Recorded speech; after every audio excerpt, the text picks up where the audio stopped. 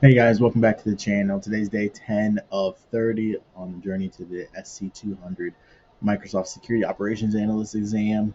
Today we're going to dive in with a brief little 3 to 5 minute watch session of what this video one looks like for the exam prep. And then we're also going to dive into a little bit about Microsoft Threat Vulnerability Management. And then we're going to look into a few tips and tricks on where you could work once you get the exam. So let's get started. So I've never seen this video either, so let's watch it together. Hello, my name is Albert Kirkpatrick, and I'm a Microsoft technical trader here at Microsoft. This is going to be our first functional group in preparation for the SC-200 exam, and it's going to cover Microsoft 365 Defender. We're going to look at mitigating threats with Defender. We're going to look at how to mitigate threats with Defender for Endpoint, also looking at mitigation of threats with Defender for Identity. The last part of this is going to be looking at the XDR, extended response capabilities of 365 Defender. So let's get started. Welcome to the exam prep video series on the SC-200 Microsoft Security Operations Analyst exam. Let's take a look at the journey you'll go through to achieve this certification. What we're assuming is that you've already gone through the course materials, either through MS Learn or you've taken a course with one of our learning partners. The SC-900 exam is what Microsoft calls their fundamentals exam. It's a really good entrance exam, which shows you the core components of what's going to be in the security, compliance, and identity portions of Microsoft. And it also is all concept based, so it's not super technical at all. So it's a great place to start if you haven't looked into it yet. Partners, or maybe you've taken a course with us here at Microsoft, and now you're in the preparation phase. You're going through some test prep materials, and this video is here to help supplement that, to help show you or talk about how the exam is going to be framed, what areas are going to be emphasized, give you some strategies and some ideas of what things are important, and just help you overall prepare for the exam. You then be ready to go take the exam. Once you take the exam and pass it, you will achieve the Microsoft Security Operations Analyst Associate certification. The objective here is to identify what's going to be covered in the exam, what concepts you should prioritize for further study, what kinds of exam questions you might get, more types of questions, formatting of questions, and give you some additional resources that you can utilize to make your exam journey successful. So let's take a look at the three objective domains of the SC-200 exam. The first objective domain is mitigating threats with Microsoft 365 Defender. That's going to be 25 to 30%.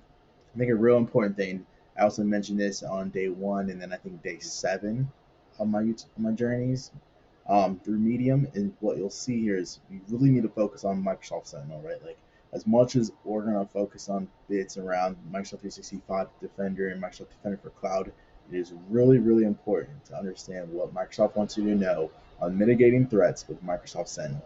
If you do not know that, you will not pass. That is the simple and honest truth. For the exam, mitigating threats with Defender for Cloud is the second objective domain, and that again is 20 to 25% of the exam. The bulk of the exam, 50 to 55%, is going to be in our final objective domain, which is going to be mitigating threats using Microsoft Sentinel. So for our first functional group, we're going to start with mitigating threats with Microsoft 365 Defender. We're going to talk about mitigating threats to the productivity environment. We're going to talk about mitigating endpoint threats. For those of you that don't know what Microsoft means by productivity, for productivity, we're talking about Exchange Online, we're talking about SharePoint, from our OneDrives, we're talking about Teams and Yammer and some bits.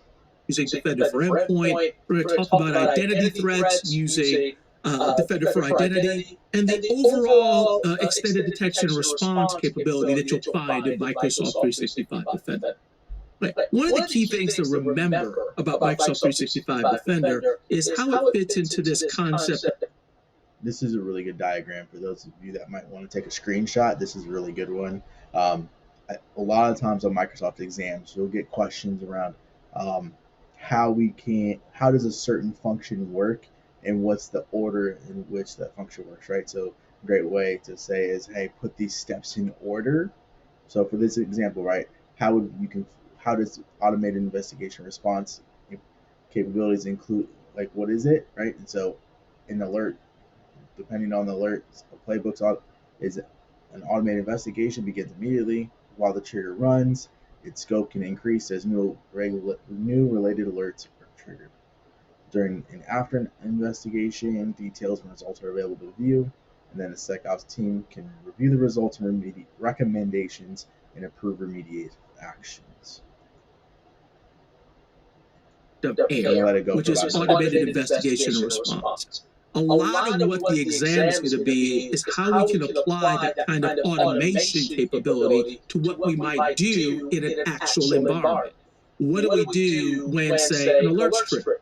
So understand the process that goes on here. An alert that gets triggered, that's going to initiate something like a security playbook, which is that automated mechanism for it. Depending upon the alert, they'll determine what kind of level of automation, what kind of investigation will happen. Will it happen automatically? Automatically. Super important. Anytime you hear the word playbook, think automation. Will it have to be triggered manually? Those things are all part of that kind of AIR strategy that you want to think about. When an automated trigger runs, what additional things can happen because of that? Know that we can expand the scope based on the type of alert and what the response is to that alert. What do we do after an automated investigation occurs? Yes, we want to know where automation fits in this process, but we also want to know what are our steps beyond that. That's not the ending. There's additional things that we need to do. For example, the security operations team needs to be able to review recommendations and approve any additional actions. You want to pay close attention in your preparation to how the security team, what options they have when responding to those actions. He made a great point there.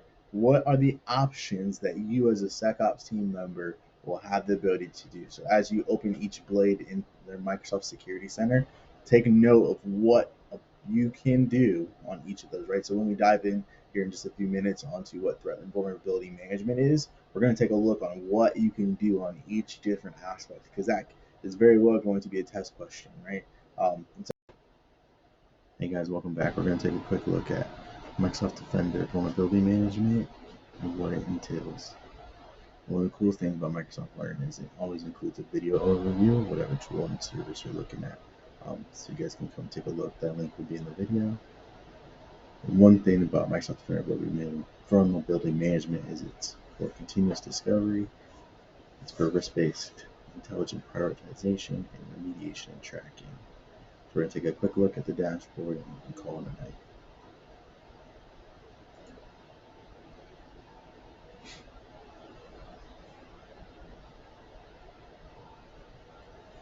So we're here in the Microsoft 365 Defender dashboard, taking a look at Microsoft Defender vulnerability management.